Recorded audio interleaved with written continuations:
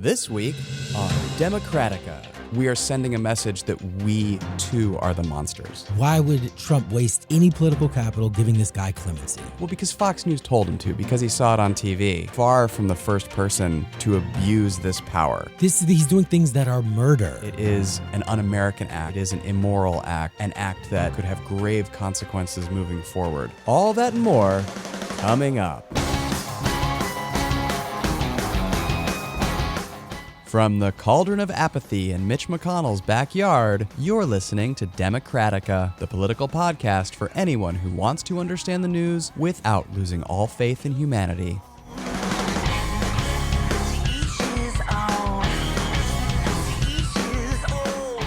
You're AJ Johnson. And you are Stuart Max. I'm a 13-year Capitol Hill veteran, a political insider, and the founder of the OD Action newsletter and network. And I am an actor, writer, and Fox News, cable news, all news recluse. How was your Thanksgiving? It was actually pretty awesome. Yeah? Yeah. Did you pardon any turkeys? I didn't. I sentenced a gut turkey to death. Did you pardon any war criminals? I hear tell we have a commander-in-chief who did. 'Tis the season. And as usual, I have questions. Yeah, I bet you do. So, is this normal? Is this par for the course? There are a lot of things that are abnormal. And the case that is getting a lot of attention is the case of Navy SEAL Chief Petty Officer Edward Gallagher, who's been accused of several war crimes. He was not actually pardoned. He was granted clemency by the president. The president, at the same time, pardoned two other military officers, Matthew Goldstein and Clint Lawrence, for murdering people overseas. They were both pardoned before they even went to trial. And it's incredibly unusual for the commander-in-chief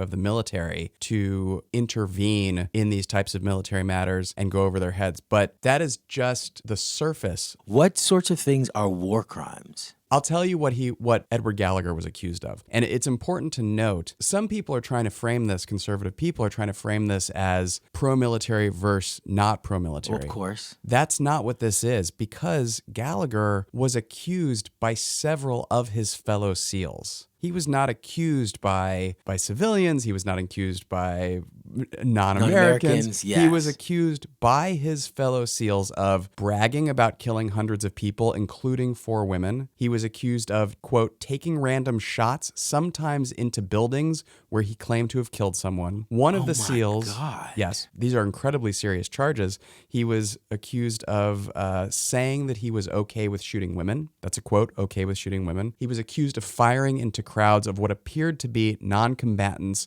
on several occasions, and then he attempted to cover up these alleged crimes by threatening to murder witnesses, by embarking on campaigns to identify other whistleblowers, get them blacklisted, and ruining the careers of people who would come out against him. These are all accusations, okay? The most serious direct charge is a premeditated murder charge where he was accused of stabbing to death a seriously wounded teenage Islamic State fighter who was held captive and unarmed. So these are all things that he had been accused of by his fellow SEALs. Why would Trump waste any political capital giving this guy clemency? Fox News took up this case. There's a guy named Pete Hegseth, who's a veteran himself, who said things like this. The Navy in this case is on a witch hunt against Eddie Gallagher. He didn't kill ISIS the way they want him to. Right. So this idea that he's doing things that are outside the norms and therefore there's a witch hunt against him. He's doing things that are murder to non-combatants. That's exactly correct. I mean, everyone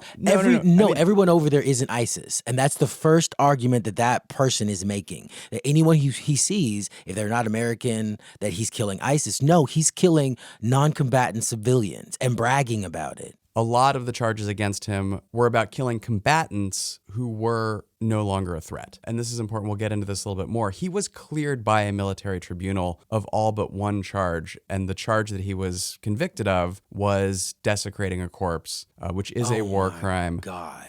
It is a war crime. It is a war crime for a reason. It sends a horrible message, not to the people you are fighting against, but the people you are ostensibly liberating. We are sending a message that we too are the monsters, that we are somebody to be feared. Which apparently we are. Especially if it's the corpse of somebody who is unarmed, wounded, and a teenager. The Fox situation has gotten a lot of attention, to the point where actually, I'm going to play another clip. This is Liz Power, who is a Fox contributor, talking about why she believes that Trump took up Eddie Gallagher's case. President Trump intervening in this, and because he saw a lot of coverage about Eddie Gallagher, because Pete Hegseth has been boosting him on Fox and Friends, that's where this comes from. That's where the president started to know about the case, and we have to consider that in all of this, that this is someone he became attached to because they were a TV person and they were being advocated for by someone that he likes a lot. So there's Fox News confirming that Donald Trump is taking up Eddie Gallagher's case because it's popular, it's on TV. Well, because Fox News told him to, because he saw it on TV. Eddie Gallagher is represented by a guy named Mark Mukasey. One of his other clients happens to be the Trump Organization. Mark Mukasey just went to court arguing that Donald Trump does not have to turn over his taxes. So there's a little bit of a conflict of interest there. Also part of Edward Gallagher's defense is a guy named Bernard Kerik. Bernard Kerik came to fame in the early part of the century when he was Rudy Giuliani's last police commissioner in New York. And during 9/11, after they both left office, he became Rudy Giuliani's business partner. And he also happens to have spent 3 years in prison for 8 felony tax convictions, false statements in defense of these charges, and basically taking hundreds of thousands of dollars in bribes while serving as the commissioner. So this is a guy who's also part of Eddie Gallagher's defense team and happens to be a close associate of Donald Trump. What a great stand-in, what a great metaphor Eddie Gallagher in this case is for Trump. He does whatever he wants. He can shoot anyone in Times Square if he wants. He goes after witnesses. He threatens. He's using all this power to corrupt instead of simply doing what he was sent over there to do. Now, again, a military tribunal, which is the legal procedure, they acquitted him of the most serious charges. This is after Donald Trump started tweeting in his favor. Is it likely he would have been acquitted had Donald Trump not? It's impossible to say. To know. But what we know is, because it's impossible to say, there's a reason powerful people don't get involved in cases and start making public statements before a verdict had been rendered. To have somebody of the president's stature intervening on your behalf certainly tips the scales of justice, right? So what happened? He was convicted of desecrating the corpse, taking a picture with the mutilated body. He was demoted. Trump reversed his demotion, and the Navy then intervened to try to take away his seal pin, which Trump stopped, tweeted that he didn't want this to happen. Navy Secretary Richard Spencer proceeds with the process of taking away the seal pin and is then fired by the Secretary for doing his job. And here's what he had to say about that. What message does that send to the troops? That you can get away with things. We have to have good order and discipline. It's the backbone of what we do. And the Trident review process with the senior enlisted reviewing fellow senior enlisted is critical. The senior enlisted of our military are the backbone of our military. They are the girder of good order and discipline. They can handle this. They can handle this in each one of their communities. Richard Spencer also wrote a scathing op-ed about the president where he said Trump, quote, has very little understanding of what it means to be in the military, to fight ethically, or to be governed by a uniform set of rules and practices. That is not subtle, and an amazing thing for a former Navy secretary to say about a sitting commander-in-chief. To be fair, which we like to do here on Democratica, several presidents have not had the experience in recent years of serving in the military. And that's why they have shown incredible respect and deference. Well, yeah, I mean, to the people who have, to the military leaders they bring in. In a lot of ways, what Donald Trump did was unprecedented and incredibly wrong on many levels. And we'll get into just how wrong that is in a minute. But before we do, I think it's worth noting the United States has a very complicated relationship with presidential pardons, and Donald Trump is far from the first person to abuse this power. It was controversial from the beginning. It almost didn't make it into the Constitution. Alexander Hamilton basically convinced the other framers to include it to, in his words, in the Federalist Papers, restore the tranquility of the Commonwealth, to promote reconciliation. The majority of the attention that the pardons have gotten over the years have been those kind of corrupt or the pardons that have been seen as an abuse for political favors. Most famously, Gerald Ford pardoned Richard Nixon. Reagan and George H.W. Bush pardoned people who had illegally contributed to Nixon's campaign. Reagan famously pardoned New York Yankees owner George Steinbrenner. George H.W. Bush pardoned Armand Hammer, both for illegally contributing to Nixon's campaign. And ironically, one of the people that Reagan pardoned was a guy named Mark Felt, who was the second in command at the FBI for authorizing illegal break-ins. Mark Felt, decades later, acknowledged that he was Deep Throat. So Reagan accidentally pardoned the guy who brought down Nixon, as he was also pardoning Nixon's enablers. That's kind of awesome. It's kind of awesome. I love that People don't story. talk about that enough. That's a great... Hey, remember that for a party, your next party. Pardon party. Bill Clinton really abused the pardon. He pardoned his brother for cocaine possession. Bill Clinton pardoned his brother? We like to be really fair here, but as I actually said at my Thanksgiving dinner, when we say that both sides are equally to blame for Washington dysfunction, that is patently false. Yes, it takes two to tango, but it only takes one to ruin the dance. And Mitch McConnell, we know you can hear us, Mitch McConnell. We can see you stepping on your partner's toes. Sorry, Elaine. Mitch McConnell has been ruining the dance for decades. Democrats are far from perfect, as Bill Clinton shows us time and time again, but Republicans are absolutely to blame for the problems. But let's talk about Bill Clinton. He also pardoned Mark Rich, who was an arms dealer whose ex-wife was a huge donor to the Clinton Library and to the DNC. He pardoned other business associates and political allies. Bill Clinton, make no mistake, he abused the pardon. But that's just one kind of pardon. There's also the pardons that seek to bring justice where injustice has been done. Jimmy Carter famously pardoned Patty Hearst, who'd been kidnapped and brainwashed into committing crimes. Barack Obama commuted the sentence of Chelsea Manning, who released U.S. secrets, but also, helped stop a stain on the American fabric. There is this effort to bring about justice that's being done in some very good cases. But the goal of it was not for the presidents to come along and undo what the courts had decided. The goal was to bring about national reconciliation and to assert these are our values. And that's a real power that the pardon has, that from the very beginning, George Washington pardoned leaders of the Whiskey Rebellion that he personally put down to say, we're still finding our way as a country. We will not allow these kind of rebellions against our government, but we're going to pardon these people that we're not trying to vilify here. Andrew Johnson and then Grant after him pardoned Confederates as a sign of national reconciliation. Hundreds of thousands of people. Ford and Carter also pardoned hundreds of thousands of Vietnam draft resistors. 500,000 people. Did you know that? I didn't. 500,000 people. I would have been among that number. Yeah. A lot of people went to Canada and then were allowed to come back. And it's a sign of our changing values, right? So, for example, FDR pardoned bootleggers. Truman pardoned conscientious objectors to the World War II draft, which set a new precedent there. In the 20th century, presidents from both parties pardoned union leaders because unions, labor was becoming a real movement that was making things better for working people for the first time. And of course, Barack Obama issued thousands of commutations for nonviolent drug offenders, signaling that America's values were changing. This is a great point for me to know that the pardon is there to promote national unity, of course, but also to help us revise our national ethic, to help us say this was once true, but it's no longer true, or this was once believed, but we know now that that's wrong.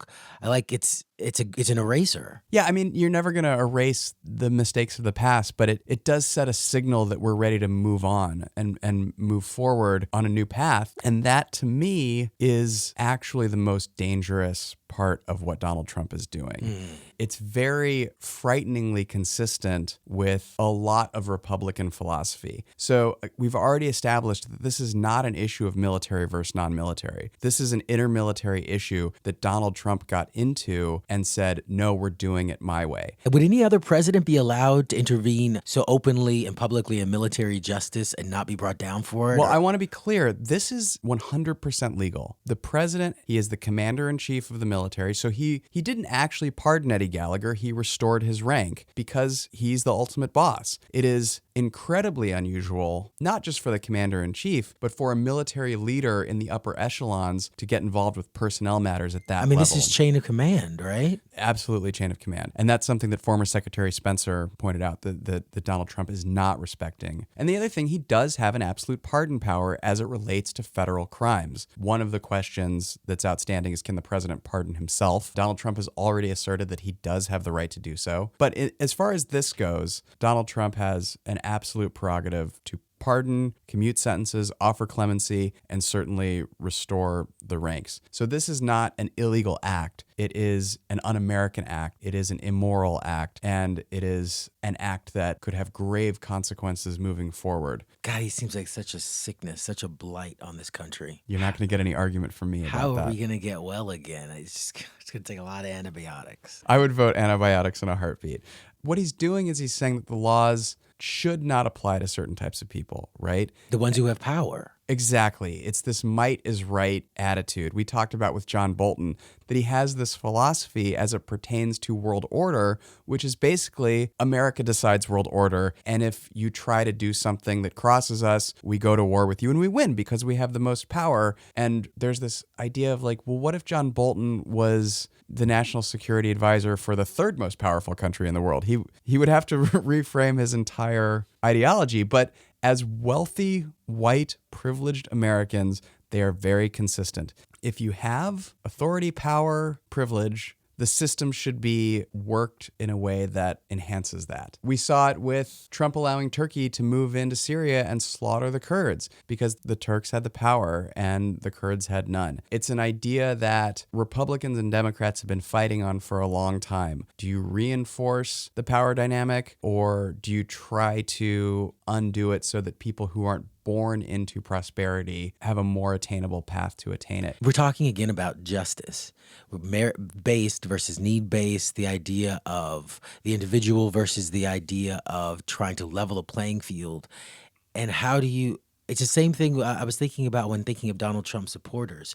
If your experience of your life is so specific, if you've always had power, how does anyone get through to you and tell you, no, it's not supposed to be institutionalized power. It's supposed to move around. Yeah. Again, whenever we start talking about justice, we just need to be thinking, these are the questions we need to be asking. Is it supposed to be need-based? Are we supposed to care for each other?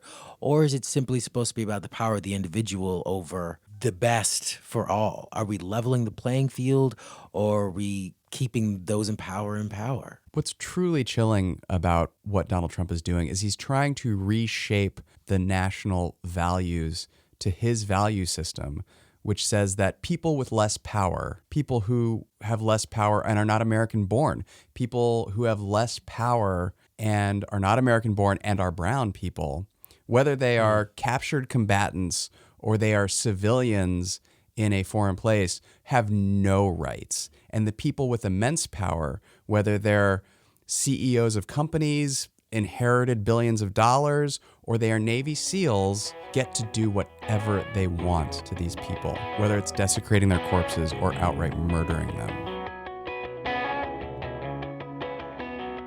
We have gotten all the way to this point without delving into impeachment. Yay!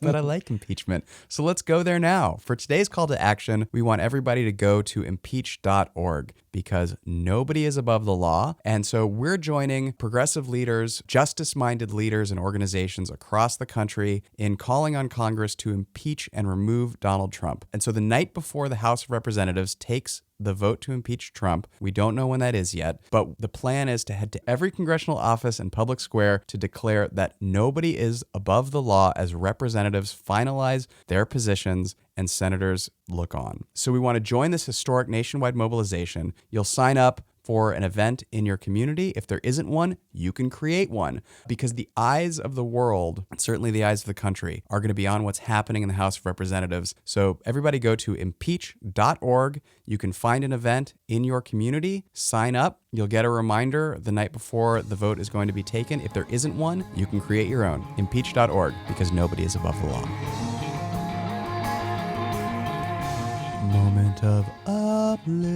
Moment of uplift. Moment of uplift. So for today's moment of uplift, I'd like to take you to Northeast Florida, the deepest red part of the state. Actually, maybe Northwest Florida's part of the deepest red, but it's pretty red. There's a small town called Baldwin, Florida, with 1,600 residents. The median household income is well below the state average, and 68% of the town voted for Donald Trump. A few weeks ago, their last grocery store in town shuttered, and the mayor had an idea.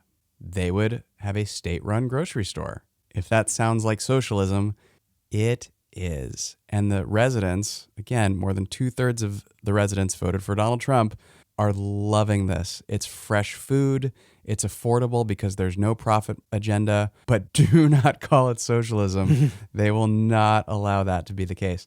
The mayor, Sean Lynch, whose idea it was, said, hey, we take water out of the ground and we pump it into your house and charge you. So what's the difference with a grocery store? And he's right. That is exactly the point. And look, we're not socialists on the show. The name of the show is Democratica, but the government has a role. And this idea that corporations who are not answerable to anybody, who have a profit margin, can do everything better than the public sector is bonkers. In the words of Sean Lynch, we take the water out of the ground and we pump it into your house and charge you. What's the difference with a grocery store or healthcare? So this is just a really good example that Republicans have done a fantastic job of vilifying words, but in practice, the ideas of progressives are working. Baldwin loves their grocery store, and I love it too. I'm feeling uplifted. I'm feeling uplifted too. Keep fighting the good fight, AJ. You too, Stuart. Democratica is produced by Sam Graber and engineered by Mark Charles, with support from Fifi Sun, recorded at the Ramshackler Room with music from Mike Michael.